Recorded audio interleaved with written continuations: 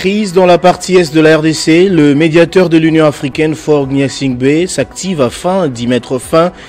Hier à Lomé, il a conduit une réunion avec le panel des facilitateurs composés d'anciens chefs d'État africains. Objectif, harmoniser le vu et poser les bases d'une coordination fluide et inclusive.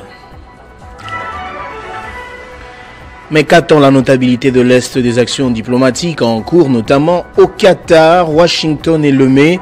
Nous serons en ligne avec un des notables influents de ce coin du pays. Et puis à l'occasion de l'inauguration de son pontificat ce dimanche, le pape Léon XIV a renouvelé son appel à la paix en Ukraine et à Gaza, où des millions de personnes ont perdu la vie. Je l'ai annoncé au sommaire, la rencontre de Lomé sur la crise entre Kinshasa et Kigali et en réunit les médiateurs de l'Union africaine Faure Gnassingbé et le panel des facilitateurs a permis d'harmoniser les vues et de poser les bases d'une coordination fluide et inclusive. C'est ce qu'a affirmé le dirigeant togolais à l'issue de cet important rendez-vous. Les détails dans ce récit. Cette rencontre s'inscrit dans les efforts de l'Union africaine pour rapprocher Kinshasa et Kigali dans un contexte des tensions persistantes et des violences armées. Autour de la table figuraient plusieurs anciens chefs d'État africains, dont Olusegun Obasanjo du Nigeria, Uhuru Kenyatta du Kenya, Mokwetsi Masisi du Botswana, Catherine Samba Panza de la République centrafricaine et Saleh Wok Zédé de l'Éthiopie. Ensemble, ils ont réaffirmé leur volonté d'harmoniser les initiatives de paix existantes en fusionnant les processus de Nairobi et de Luanda dans une démarche unifiée. Le médiateur et les facilitateurs ont insisté sur la nécessité d'une articulation cohérente entre leurs efforts respectifs dans un cadre intégré. Ils ont également souligné l'importance d'une collaboration étroite avec les organisations régionales telles que la Communauté de l'Afrique de l'Est, la SADC, ainsi qu'avec les partenaires internationaux comme le Qatar et les États-Unis. Au cours de cette rencontre, le médiateur de l'Union africaine, Faure Gnassingbé, a déclaré, je cite, « Ces échanges avec les éminents co-facilitateurs ont permis d'harmoniser le vu et de poser les bases d'une coordination fluide et inclusive. Il faut noter que plusieurs actions diplomatiques sont menées simultanément au Qatar, à Washington et à Lomé dans le but de mettre fin à la crise qui frappe la partie est de la RDC. Les Congolais attendent de toutes ces initiatives des solutions concrètes et efficaces pouvant mettre fin à la guerre. Mais qu'attend la notabilité de l'Est, notamment celle du Nord Kivu, de toutes les actions diplomatiques en cours, dont au Qatar, Washington, Lomé et Nairobi? On en parle avec Jean-Paul Lumbulumbu. Il est notable du Nord Kivu et ancien vice-président de l'Assemblée provinciale du Nord Kivu. Bonjour. Quelles sont, d'après vous, les attentes de la notabilité du Nord Kivu face aux actions diplomatiques en cours? Nous sommes parmi les notables de l'Est qui avaient cru à l'efficacité de la diplomatie comme moyen de résolution pacifique de ce conflit depuis 2003. Et nous continuons à croire que l'efficacité de la diplomatie permettra de résoudre la crise sécuritaire à l'Est de la République démocratique du Congo de manière durable parce que tenez, il s'agit d'une guerre d'agression. Ça veut dire qu'il y a l'implication de certains États qui peuvent avoir des intérêts sur le plan économique et cela a été suffisamment démontré parce qu'en réalité, il s'agit d'une guerre économique. C'est la raison pour laquelle je pense qu'il faut rester serein et nous pensons inviter les négociateurs à rester sereins et stratèges.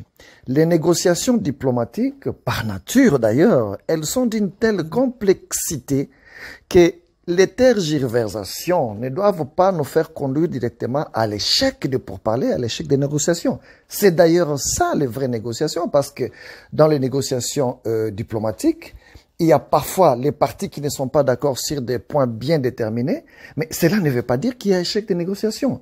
Il faut plutôt que nous puissions rester sereins, nous puissions rester stratèges, tout en connaissant les objectifs pour lesquels notre pays est dans ces négociations-là, et surtout connaître les pièges de l'adversaire. Parce que si nous ne connaissons pas les pièges de l'adversaire, les négociations peuvent aboutir à la résolution ou à la signature d'un accord de paix, mais dans lequel notre pays est piégé, et cela ne permettra pas de résoudre de manière durable la question de l'insécurité à l'est de la République. Nous y avons cru en tant que notable du Nord Kivu depuis 2003. Je me rappelle même qu'il y a un document qui avait été proposé au chef de l'État sur cette question-là. Nous ne pouvons pas nous dire aujourd'hui que nous continuons à croire à l'efficacité des négociations diplomatiques, surtout entre les États. Voilà pourquoi nous continuons à encourager les autorités gouvernementales à mettre toutes les batteries en marche pour que l'efficacité de la diplomatie congolaise puisse aboutir à des résultats qui mettront définitivement fin à la guerre à l'Est et permettre les retours des déplacés internes et résoudre certains problèmes de développement qui se posent dans les provinces qui sont touchées par la guerre, notamment le Nord Kivu, le Sud Kivu et l'Ituri.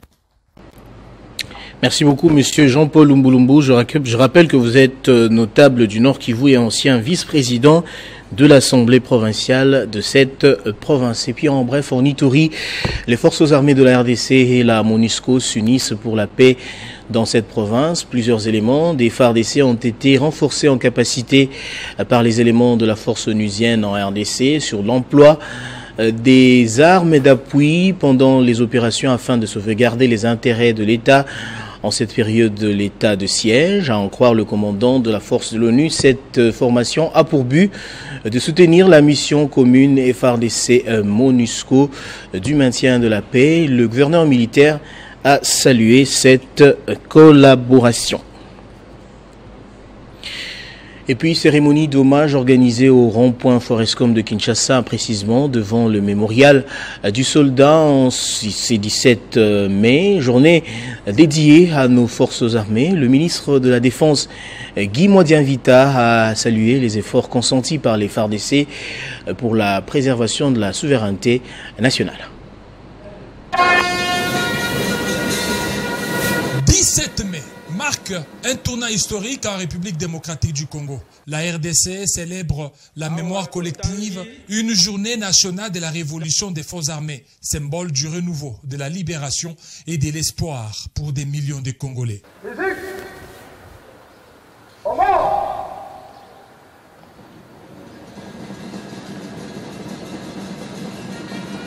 Cette date fait écho à la chute du régime dictatorial de Mobutu Sese Seko Kukungendu Azabanga en 1997, un moment marquant l'entrée de l'AFDEL, la force de l'Alliance des forces démocratiques pour la libération, menée par Laurent Désiré Kabila. Elle symbolise la fin d'une époque et les débuts d'un nouveau chapitre vers la souveraineté nationale. Je crois que c'est ici le lieu, je voudrais au nom du président de la République, chef de l'État et commandant suprême des forces armées de la République démocratique du Congo, non seulement féliciter, mais encourager tous les militaires qui ont choisi librement de défendre la patrie jusqu'au sacrifice suprême. Nous saluons également la volonté affichée de Wazalendo, la force de défense pour la défense de la patrie, pour leur élan patriotique qu'ils ont montré jusqu'aujourd'hui. Au-delà de son poids historique, le 17 mai est surtout une journée d'hommage aux forces armées de la RDC. À l'honneur, ces hommes et ces femmes en uniforme qui, chaque jour, défendent l'intégrité du territoire, veillent à la sécurité des citoyens congolais. Dans un contexte où les défis sécuritaires restent nombreux, cette journée est aussi un appel à l'unité, à la paix, à la reconnaissance du sacrifice de nos vaillants soldats et surtout ceux qui sont tombés dans les champs d'honneur. Des cérémonies, des commémorations, des dépôts de gerbes et des messages officiels ont marqué cette journée.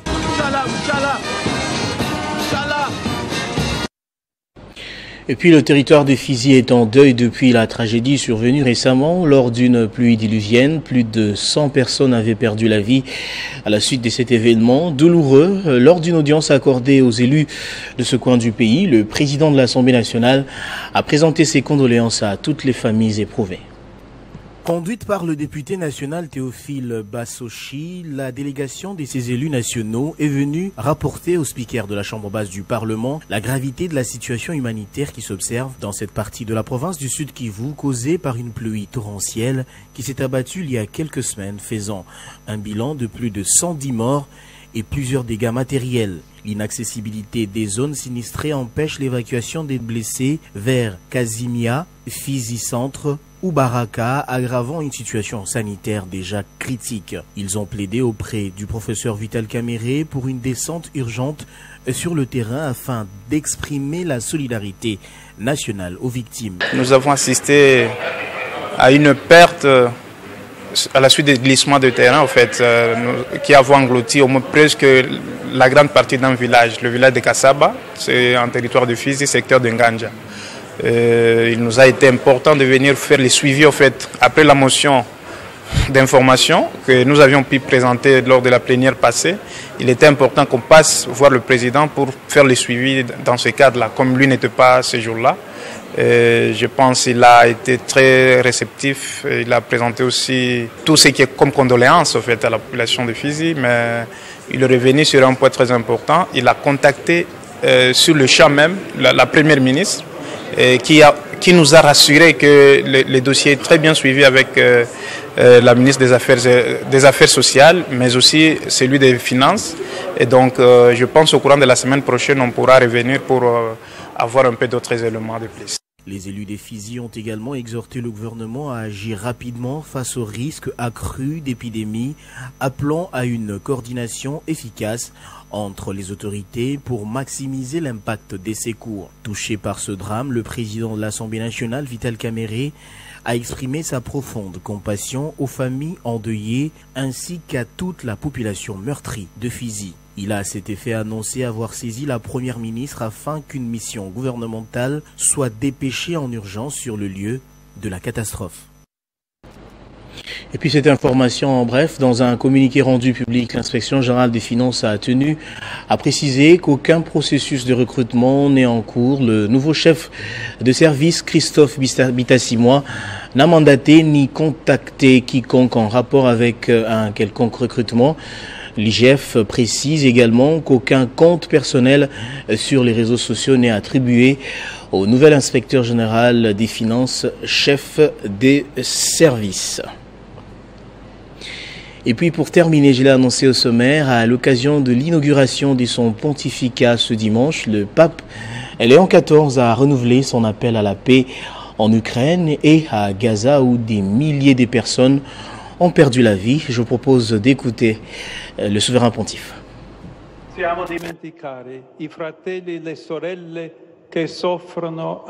ne pouvons pas oublier les frères et sœurs qui souffrent à Gaza, les familles, les enfants, les anciens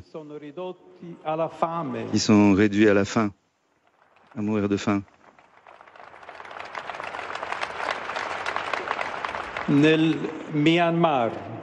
Dans le Myanmar aussi. Il y a eu beaucoup de jeunes vies qui ont été brisées. Bien sûr, l'Ukraine martyrisée. Et je relance mon appel pour la paix, une paix juste et vraie et durable.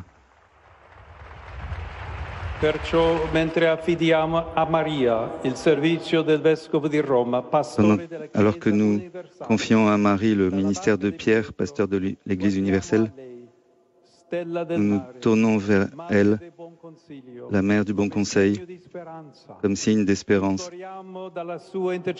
Nous implorons son intercession, le don de la paix, le soutien et le réconfort pour ceux qui souffrent, la grâce pour nous tous d'être témoins du Christ ressuscité. On va prendre les rappels des titres à présent. Crise dans la partie est de la RDC, le médiateur de l'Union africaine, Faure Gnassingbé, s'active afin d'y mettre fin.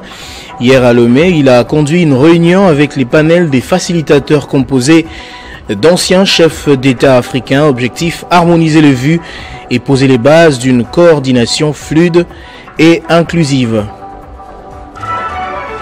Mais qu'attend la notabilité de l'Est des actions diplomatiques en cours, notamment au Qatar, Washington et Lomé? Nous avons été en ligne avec un des notables influents de ce coin du pays. Et puis à l'occasion de l'inauguration de son pontificat ce dimanche, le pape Léon XIV a renouvelé son appel à la paix en Ukraine et à Gaza où des milliers de personnes ont perdu la vie. Voilà qui boucle complètement ce journal. Madame, Messieurs, je vous remercie de l'avoir suivi sur votre chaîne Télé 50.